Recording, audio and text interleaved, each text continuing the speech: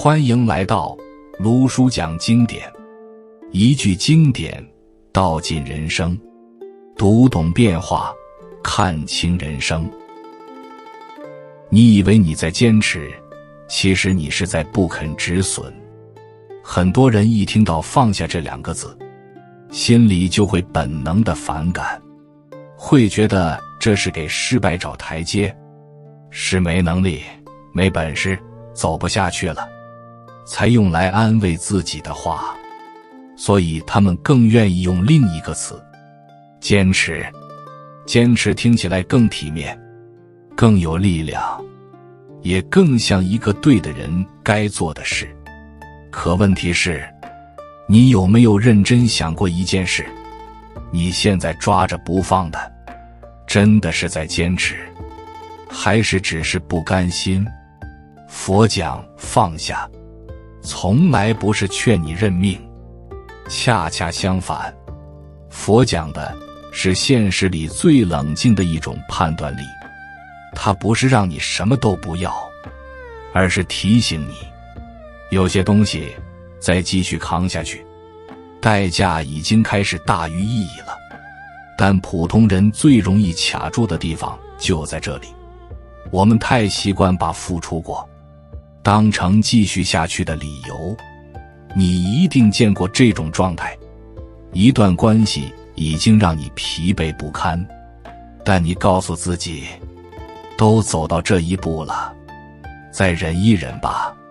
一份工作早就消耗你，可你又想，我已经投入这么多年了，现在走，不是前功尽弃吗？你不是不知道问题，你只是舍不得已经付出的那一部分。佛讲执着，从来不是抽象概念，它在现实里最常见的样子就是把过去的成本当成未来继续受苦的理由。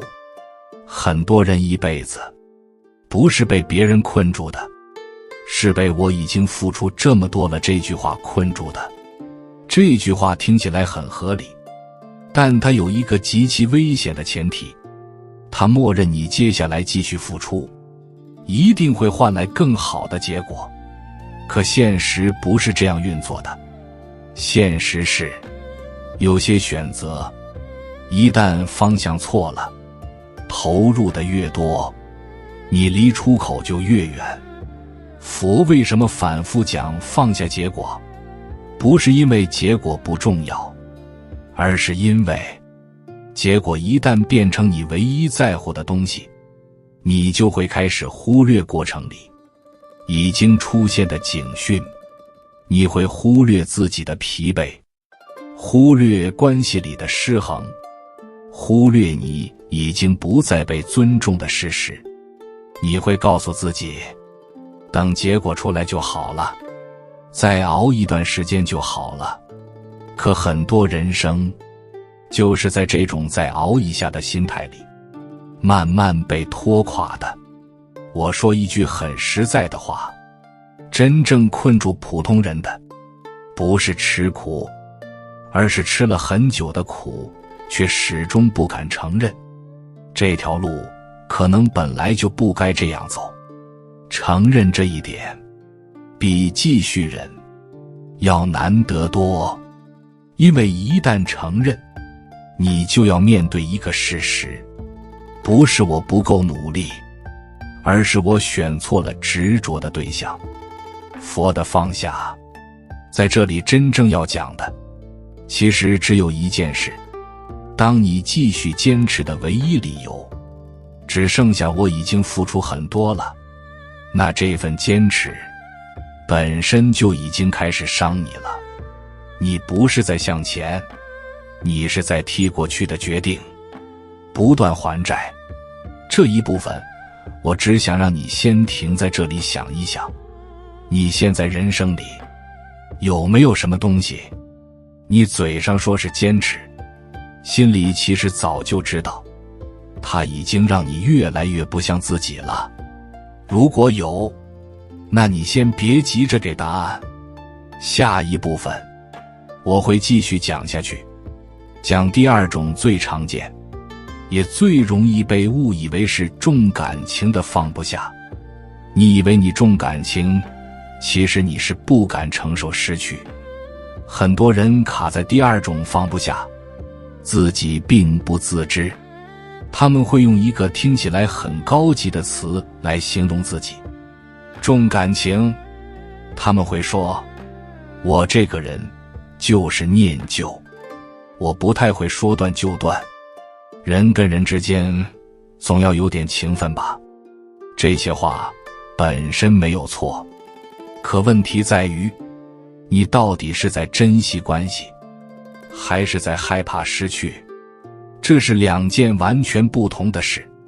佛讲执着于关系，并不是否定人与人之间的连接，恰恰相反，佛真正提醒的是，当一段关系已经开始让你不断退让、解释、压抑，那你留住的往往已经不是关系本身，而是你对被需要的依赖。很多普通人是在这种依赖里一点一点把自己缩小的。我见过太多这样的人，在关系里，他们永远是先低头的那一个，不是因为对方多重要，而是因为他们心里有一个恐惧，如果我不这样，会不会就失去这段关系？于是他们开始不断调整自己，少说一句，多忍一次，把真实的感受往后放。他们告诉自己，没关系，我能扛，关系总要有人多付出一点。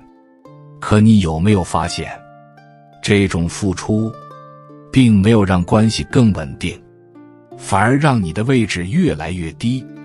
佛为什么会说，执着于人是苦的来源之一？不是因为人不好，而是因为当你害怕失去，你就会在关系里失去判断。你不再问这样对不对，你只问会不会把人推走。久而久之，你就会发现，你已经不太敢表达真实的自己了。很多人就是在这里，把关系变成了一种隐形的枷锁。你不是不想走，你是不敢想象，如果没有这段关系，我是不是就什么都没有了？于是你开始把对方的情绪当成自己的责任。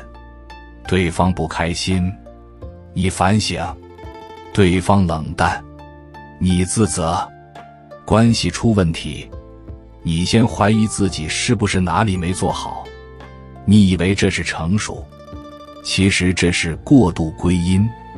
佛讲放下，在这里并不是要你变冷，而是提醒你一件很残酷但很真实的事：任何一段健康的关系都不应该靠你不断牺牲自己来维持。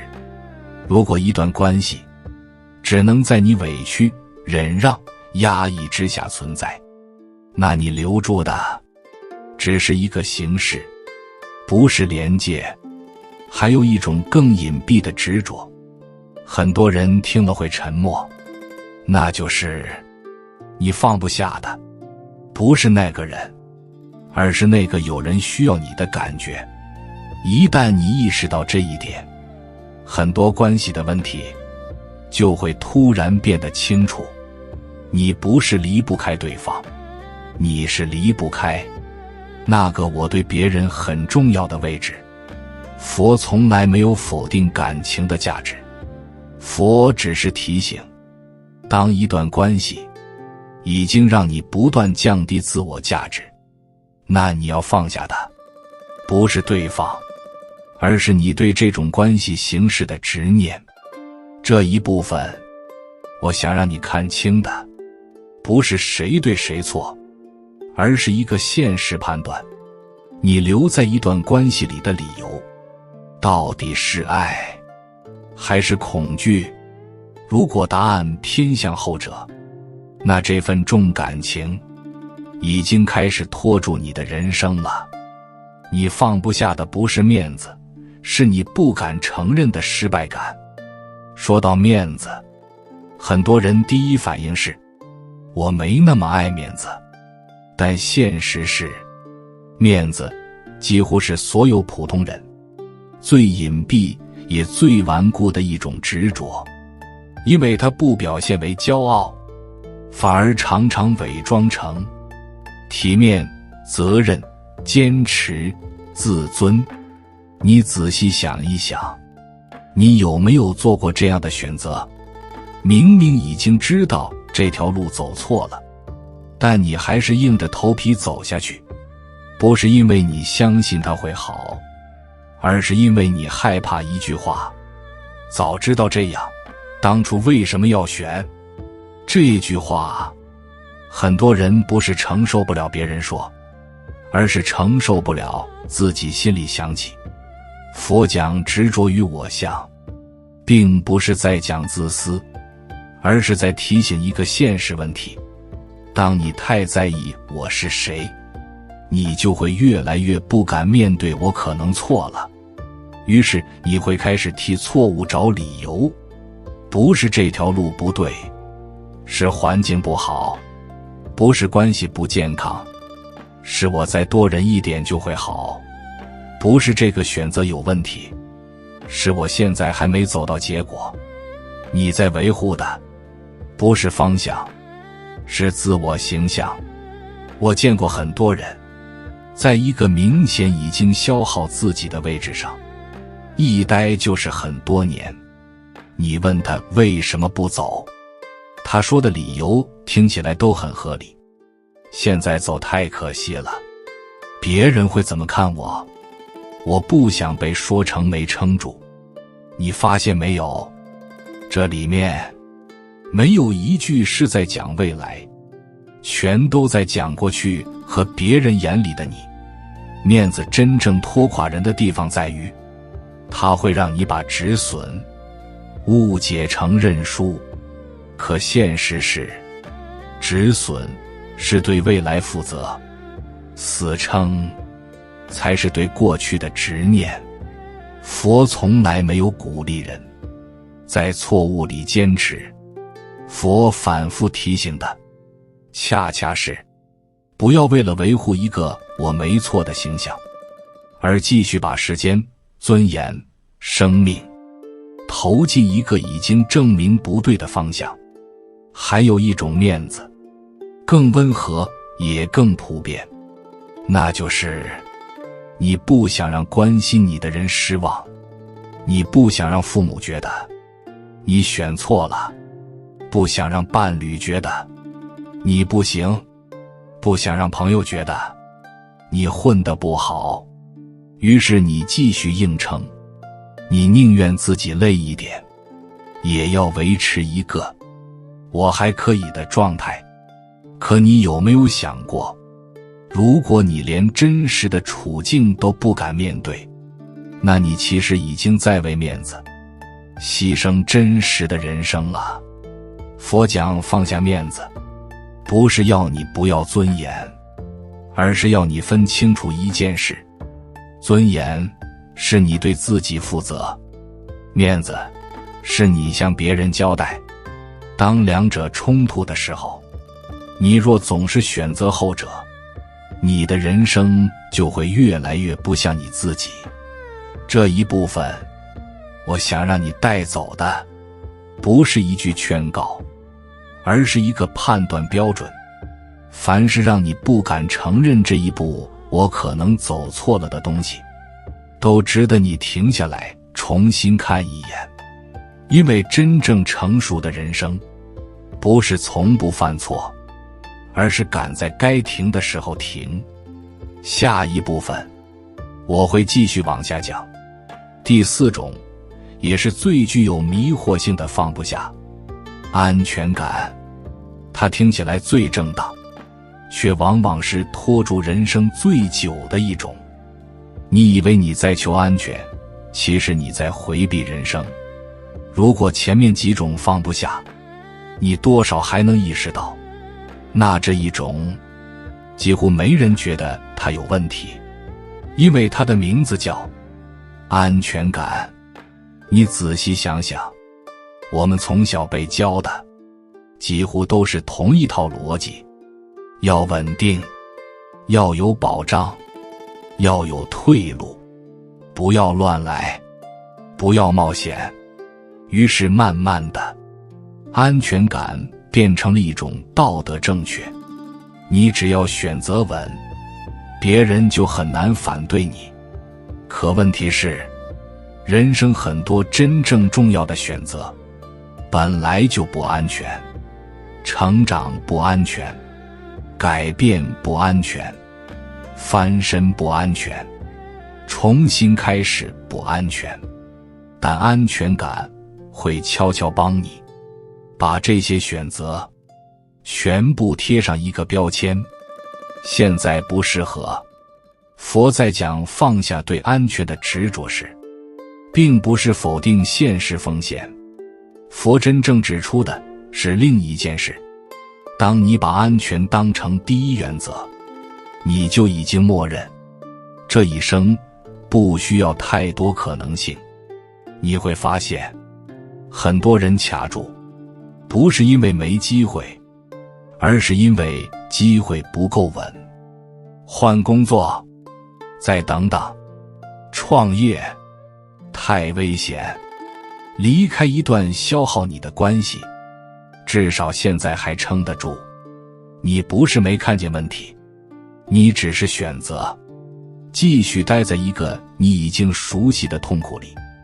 安全感最可怕的地方在于，它不会让你立刻痛，它只会让你慢慢不再动。你依然每天上班、生活、社交，表面一切正常，但你心里清楚，你已经很久没有为任何事情真正兴奋过了。佛讲过一句非常残酷的话，意思大概是，执着安稳者多困于轮回，不是因为他们做错了什么，而是因为他们不再尝试走出已知。你有没有发现，你对安全的执着往往不来自理性计算，而来自一句话：万一失败了怎么办？但你很少问另一句：如果我一直不动，会变成什么样？安全感让你避免失败，但它也会提前锁死你的人生上限。你不是输在不够努力，你是输在太早把人生目标从活出可能换成了不要出事。佛的放下安全感，不是叫你去冒险，而是叫你别用稳来掩盖你的恐惧。真正的安全不是一成不变，而是你知道就算变了，你也能活下去。这一部分你只要记住一句话就够了：当安全感开始要求你永远不要改变，它就已经不再是保护，而是枷锁。佛说的放下不是修行，是清醒。走到这里，你会发现一个很重要的共同点，前面讲的这5种放不下，结果、关系、面子、安全感、不能输，它们看起来完全不同，但本质只有一个。你在用执着换一种确定感。你执着结果，是因为你怕这一生白走一趟；你执着关系，是因为你怕失去连接后不知道自己是谁；你执着面子，是因为你怕一旦低头就再也站不起来；你执着安全感，是因为你不相信自己能承受变化；你执着我不能输，是因为你把一次失败等同于一生失败。佛为什么反复讲放下？不是因为这些东西不重要，恰恰相反，正因为它们太重要，你才会被它们拖住。你可以仔细回忆一下，你人生中真正卡住的时刻，往往不是因为事情太难，而是因为你舍不得失去某一样东西，舍不得一个身份，舍不得一段关系，舍不得一个我一直很努力的自我形象，舍不得一个已经不再适合你的安全区，于是你选择继续熬。佛讲苦，从来不是指贫穷或不幸，佛讲的苦是一种状态，明明已经不对了，却还在硬撑。很多人误会放下，以为那是一种退让，一种认命，一种看破红尘，但真正的放下，是一种极其现实的判断能力。你终于愿意承认，继续抓着，代价已经大过收益。这就是我前面说的那句话，佛的放下，本质上是在讲现实止损，不是情绪上的，而是人生层面的。你不再问我还能不能再忍一忍，你开始问，如果我再忍5年，我会不会更恨现在的自己？你会发现，一旦你开始这样思考，很多事情反而变清楚了。你不需要答案，你只需要诚实。佛不是要你变得无欲无求，而是要你看清，你现在死死抓住的，到底是在保护你，还是在消耗你？有些执着，在年轻时是动力，但在人生的某个阶段，就会变成成本。而大多数人，不是输在能力，而是输在不肯承认该换算法了。如果你今天听完这一整课，什么都不记得，只记住一个判断就够了。当一件事已经让你长期委屈、压抑、麻木，却只剩下舍不得再支撑，那它大概率已经不值得。卢叔送你一句话作为结尾，你之所以走不动，不是因为路太难，而是你手里抓着的东西太多。这里是卢叔讲经典，我们下节课再见。